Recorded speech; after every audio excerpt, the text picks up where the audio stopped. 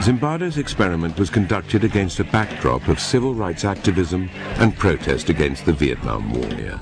Psychologist Stanley Milgram had also looked at how we respond to authority. In order to understand how people were induced to obey unjust regimes and participate in atrocities such as the Holocaust, he set up an experiment. Volunteers were told they were taking part in scientific research to improve memory. 2/3 of volunteers were prepared to administer a potentially fatal electric shock when encouraged to do so by what they perceived as a legitimate authority figure, in this case, a man in a white coat. Milgram's findings horrified America. They showed that decent American citizens were as capable of committing acts against their conscience as the Germans had been under the Nazis.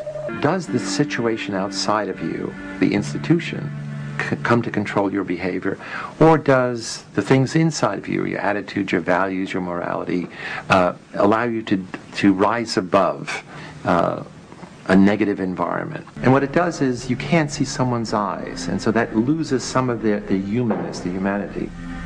Experiment would test people's responses to an oppressive regime.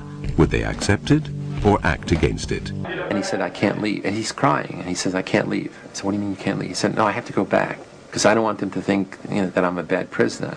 And that's when I really flipped out. That in such a short time, a college student's thinking could become so distorted. I said, you're not a bad prisoner. You're not a prisoner. And this is not a prison. And it was this thing where he opened his eyes. It was just really like a cloud. The study showed that power corrupts, and how difficult it is for people who are the victims of abuse to stand up and defend themselves. Why doesn't anybody who is being abused by a spouse or something like that just say, stop it? And we realize now that that's not as easy as it sounds. Studies like his stimulated heated debate about the ethics of using human subjects. Clearly, young men suffered, verbally, physically. Prisoners felt shame in their role. Guards felt guilt. So in that sense, it's unethical. That is, nobody has the right, the power, the privilege to do that to other people. In the wake of experiments like Zimbardo's and Milgram's, ethical guidelines changed, introducing greater safeguards to protect participants. In the Stanford experiment, Zimbardo might have spared his volunteers distress had he not taken on a dual role in the study.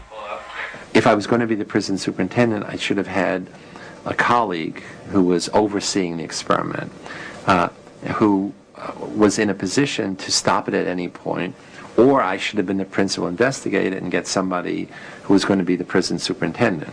I realized that was a big mistake, to play both those roles and be shifting back and forth. The interesting thing is, none of the good guards ever intervened in the behavior of the guards who gradually became more and more sadistic over time.